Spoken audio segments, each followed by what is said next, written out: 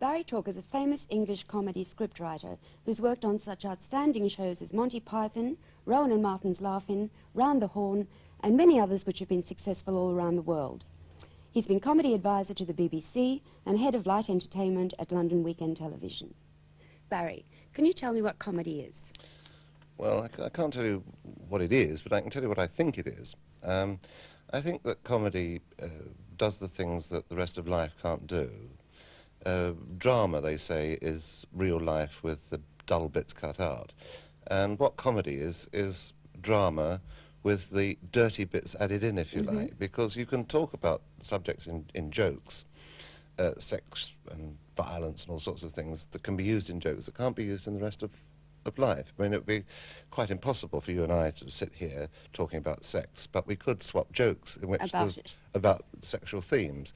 And it serves its purpose because it acts as a bridge between what people feel and what they can actually say, and it's something that reminds them that everybody shares the same doubts and fears and so on, and therefore it's very useful, and it's in great demand, particularly in the Western world. You're saying that it's necessary, that it takes out, it diffuses, if you like. Oh yes, diffuses it does, tension.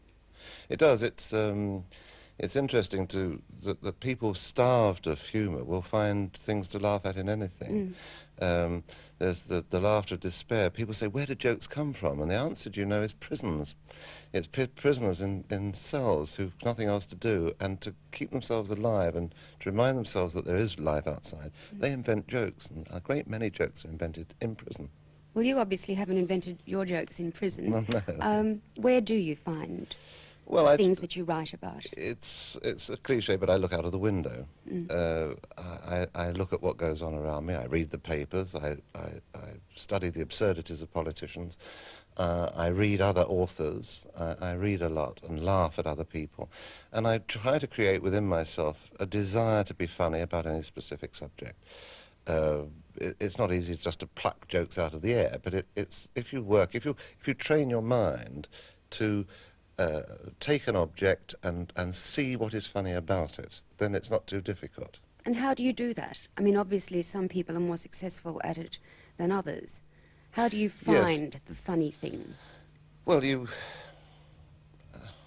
asking an almost impossible question, but you know, you and I, before we started this recording, we were talking about looking out a window and seeing a man with a sack on his back. Yes.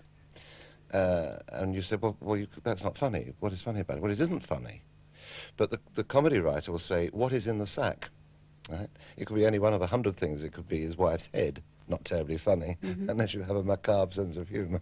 Or it could be a cat that he was taking to the river, or it could be something he was taking home as a present, or it could be another sack.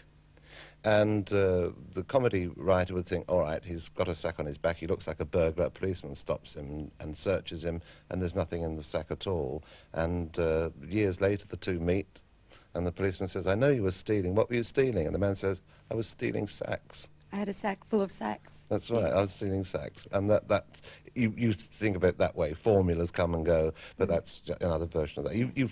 You seek a way of turning a mundane event into something that has a sort of a shape to it, and a slightly comic shape, a bizarre shape, an unexpected shape, if possible. What about situation comedy? It looks easy, but of course it isn't.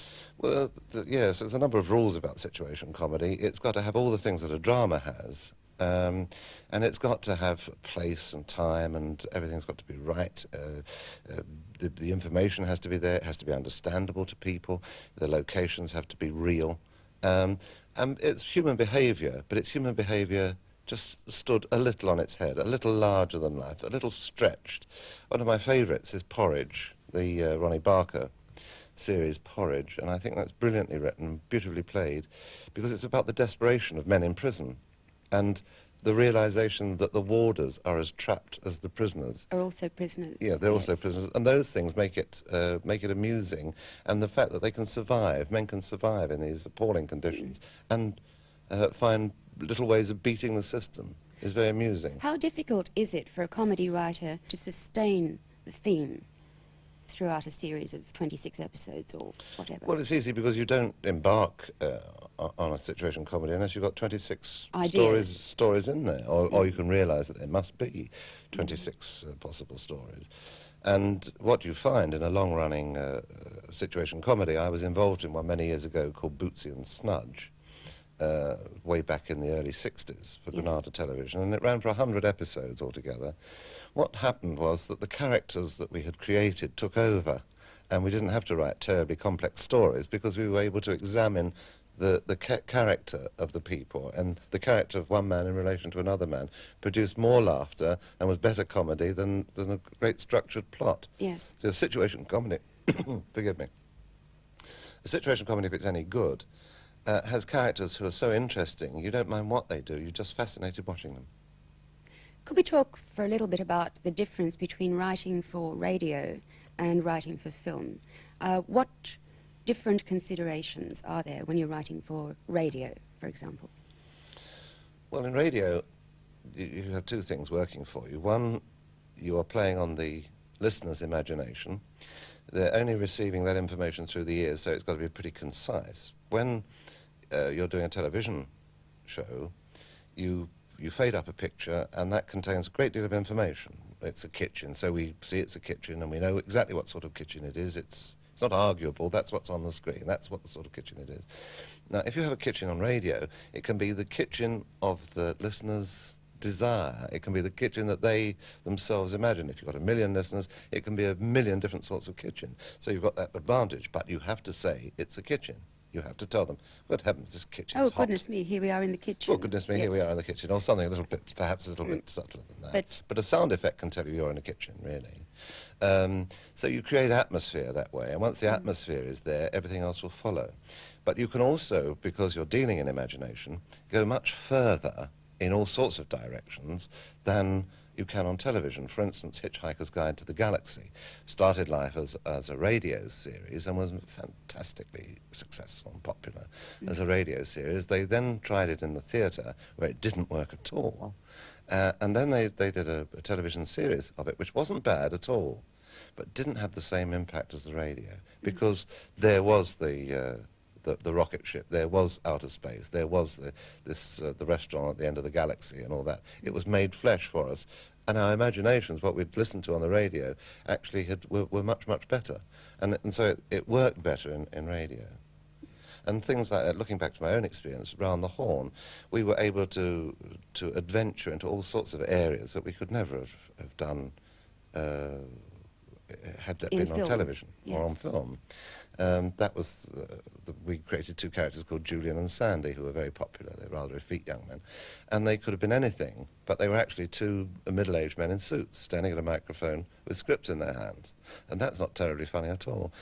But the imagination conveyed what they were to, as it happened, 8 million pairs of ears, because that was the audience for it, 8 million people. And 8 million people had their own perfect view of what Julian and Sandy looked like. Yes.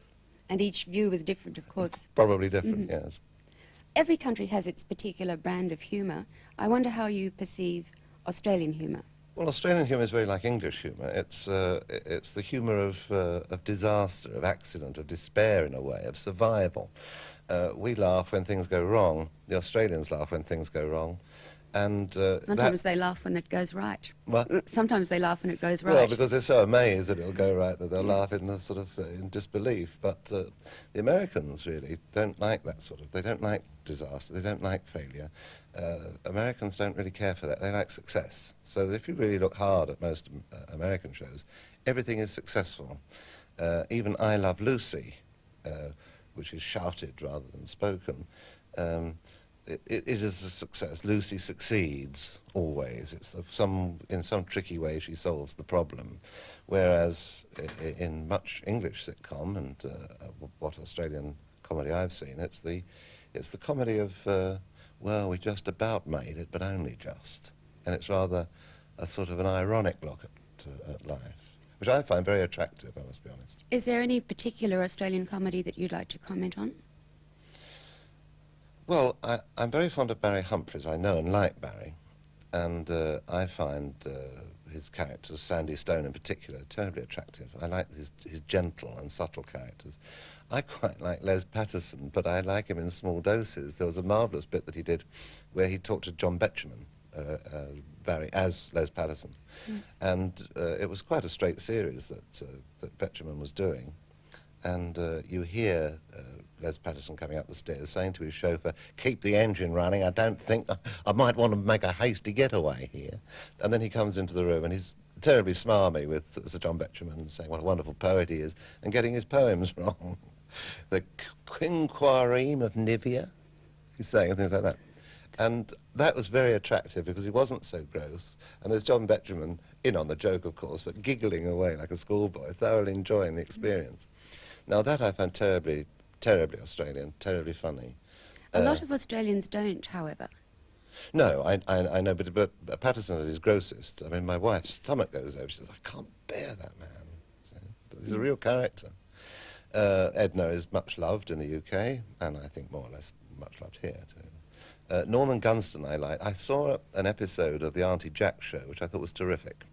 I thought it had guts and it had drive and it was naughty and it was dangerous. And I think that's all that comedy should be. And I'm told they took it off because it was a bit too dangerous for them. Yes. But Norman Gunston has gone on and made quite a lot of success since then, but has tailed away recently. I saw a series where he was going around Australia in a Dakota aeroplane, which didn't seem to work at all well. And I wonder if he's lost his direction. I don't know. What about series like Australia, You're Standing in It? Well, I'm afraid I don't like that very much. You see, when I was here 3 years ago, in 1981, that is, there was a program called Rat Bags on in Sydney, and they played it at 7:30 at night for an hour, and after about 5 or 6 weeks, it didn't get the ratings they expected, and they shoved it up to 10:30. What they should have done was to start it at 10:30, let it build its own audience, and then if it was successful, bring it down to the evening schedule to 7:30 and let the audience find it out, which is what they did at the BBC with Monty Python. But it was not terribly successful, and it was taken off. 3 years later, exactly the same group, or almost the identical group, are making almost identical show for the ABC in Melbourne. So all that's changed is the city and the channel. Yes. But the jokes are very much the same. And the formula is the same. The formula is the same. And it seems to spend its whole time denigrating Australian things. Now, I happen to like Australia, and I feel irritated with them. I think, why are you knocking Australia? Why are you saying these women are pseuds and these people are ochre and this is awful and aren't I clever and isn't Melbourne terrible? And I think, oh, come on, the Australia is not like that. You're being untruthful. And yet our children find that program very funny. Australian children. Yes, well, maybe. But it's not advertised as a children's program. It's watched by lots of children, though. Yeah, well. I'm not saying it's necessarily a bad program. I'm saying that it shocks me that in 3 years the comedy has stayed in the same place. Stayed the same. I've been holding courses, and I've seen better material at the end of a 5-day writing course than I've seen on the screens here, and I think it's disgraceful. Well, that's There's some very good Australian writers, you see. Well, why are they not in work? Well, you don't have a tradition of comedy here. I mean, you occasionally have spurts of the Mavis Bramston show and Auntie Jack and so on. And there's spurts, and then they die away again. But in the UK, there's been a tradition since the war, since 1944. There's been a tradition of comedy. And the people who were being funny in 1945 and 6 are still being funny today. Spike Milligan is still around and about being funny, just in the same way as he was back in the 40s. Harry Seacombe, and many others as well. And that's a continuity, but the new people come up as part of that pattern. Monty Python the Monty Python team say that they owe a great debt to the Goon Show. People that came after Python owe a great debt to Python. There's a tradition. One generation helps another. And you haven't had that continuity in Australia. Once you get it, you'll find that there'll be a constant stream of comedy, and very good comedy too. So you need a constant impetus. Oh, yes. Right. An input that never fails. Well, it fails, of course, all the time. In the UK, we have lean years and we have fat years. And things come and go and are fashionable, and the fashion fades. And I was going to ask you, is that to do with fashions in comedy? I mean, is there an all-time successful formula, a universal formula that will always be funny, or is there a changing theme? Well, comedy is always much the same, but it's like clothing. Clothing is always much the same, but it looks different. Clothing does the same thing today as it did 100 years ago, but it looks different. And comedy is in the same state. It looks different, but it is actually the same. The same themes come up again and again. I'm sure you'll find that your children are laughing at things that you laughed at when you were their age and that you no longer laugh at. And when they get to your age, they'll go, my children are laughing, they'll be saying, of their children, are laughing at the same things that I laughed at. And so it goes that Yes. we arrive at a point where we start to find things funny when we're about 5 or 6, jokes funny, and we go on with those. We think we've invented them, or we think they're absolutely only in our generation, but they're always the same. But the group of people who were very fond of Monty Python didn't care terribly for Not the 9 O'Clock News, but people who were too young to enjoy Python found Not the 9 O'Clock News very stimulating. And the people who liked Three of a Kind, which was a sort of successor to Not the 9 O'Clock News, didn't like Not the 9 O'Clock News, and so on. And by the time I get back to the UK, there'll be another one, and another one, and another one. It's like waves on the seashore. It's all the sea, but it comes in waves. Is there any particular kind of comedy that you dislike or avoid writing? Well, these days I tend to avoid writing all comedy because it's a thing that it's very frightening, comedy, because there's a lot of failure built into it. And anybody contemplating writing comedy has to recognize that about 50%, I would say, about 50% of what you write is unsuccessful in one way or another. Either they don't laugh, or they laugh for the wrong reasons, or it doesn't work, it just isn't funny enough. And the 50% that works carries you through your career, but there's an awful lot of failure, and there comes a point where you don't want to take the strain of that failure anymore. And as you get older, you think, oh, why do I have to? And also, you've done it all. Comedy, because it is very similar, there comes a point where you think, well, I've done all this before. Marty Feldman and I wrote together for 10 years. We wrote hundreds and hundreds of shows. And one day we looked at each other and said, we've written this before. We've written everything we know. We're coming around full circle. Let's stop. And we said, yeah, what a good idea. And we went out and got drunk together. And that was the end of our writing partnership. Our friendship had started before. Oh, yes. Our friendship had started before we were writing, and our friendship went on right up to the poor chap's death. But in our writing life was about 10 years, and that one day we just looked at each other and went, this is the end, isn't it? Yeah. And we smiled, and that was it. Never wrote together again, ever. What do you think about co-writing? Is it a useful thing? Have you found it so? Yes, it's very exciting when it's right. I believe that a writing partnership, to be at its best, are two people who have a very similar background but very different personality. It was certainly true of Marty and I that we were both North London grammar school boys, dropped out at the age of 15, both aspired to be trumpet players, failed, went on the musical stage, met and became friendly, grew up in much the same part of London. Although Marty's personality, self-evidently, was totally different from mine. He was a much more outgoing man, a much more racy lifestyle.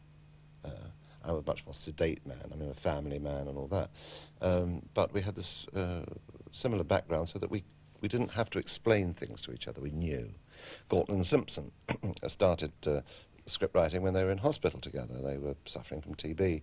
And it's a long, slow business recovering from that. And they got so bored with the hospital radio, they started writing for the hospital radio and became scriptwriters that way.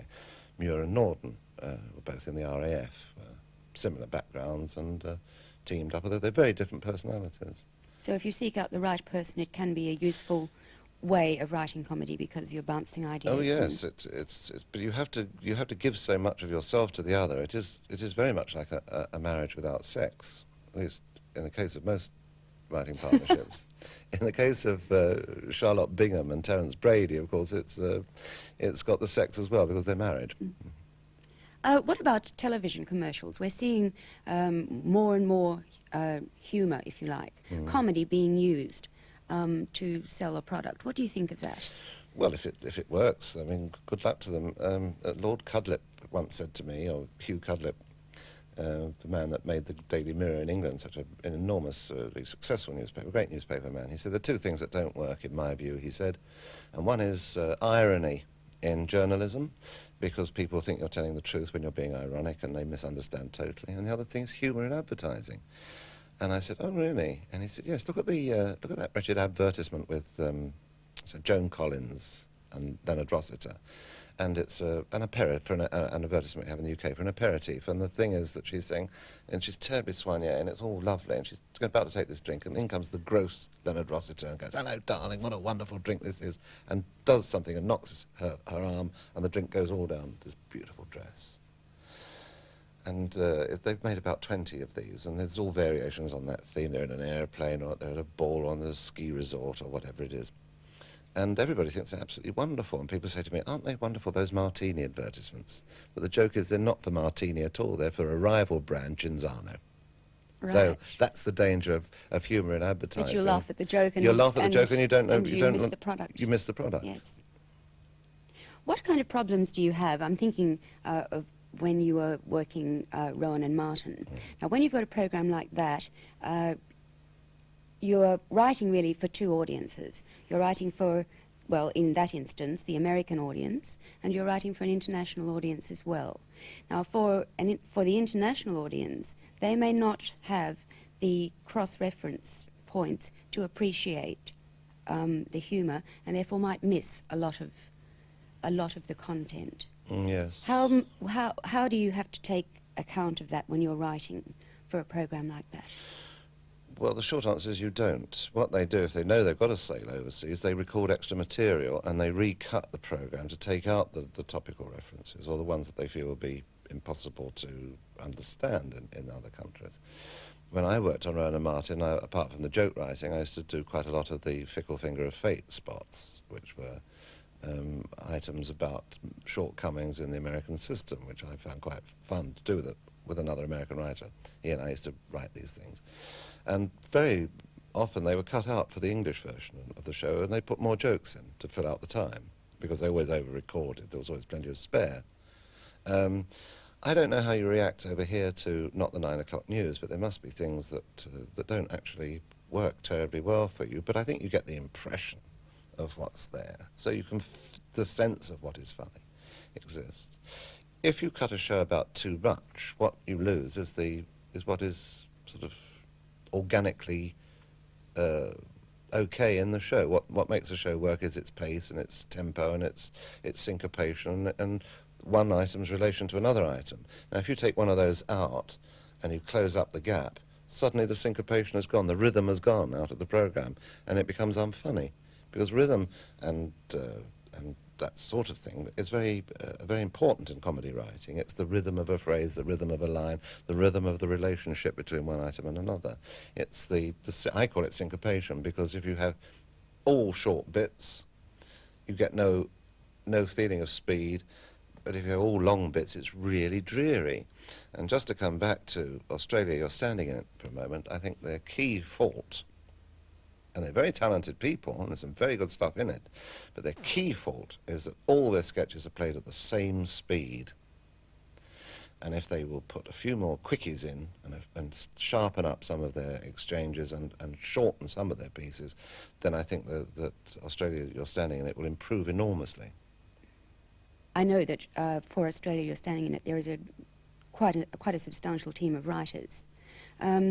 Lucky ones, because they're working. What advice would you give to Australians who are wanting to write in comedy, wanting to act in it? What direction should they follow? Well, the first thing you must consider, if you don't have to write. If you feel a wild urge to write, you're going to write anyway. It would then be good to find like-minded people.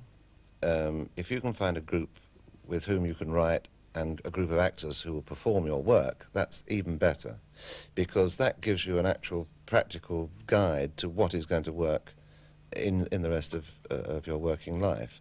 Then you can offer it to television companies, or please God, you can come to the Australian Film and Television School, go on a course, and have it polished up and have your preconceptions either destroyed or enhanced.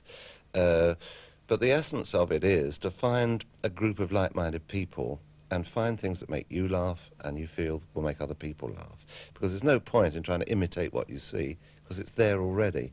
You must try and find a new way of saying those wonderful old things that keep the world turning. Is there one thing that is funny for all time, Well, the only that thing... everybody in the world would laugh at? Well, everybody laughs at accidents. There are two little anecdotes based on the programme Blue Peter in England.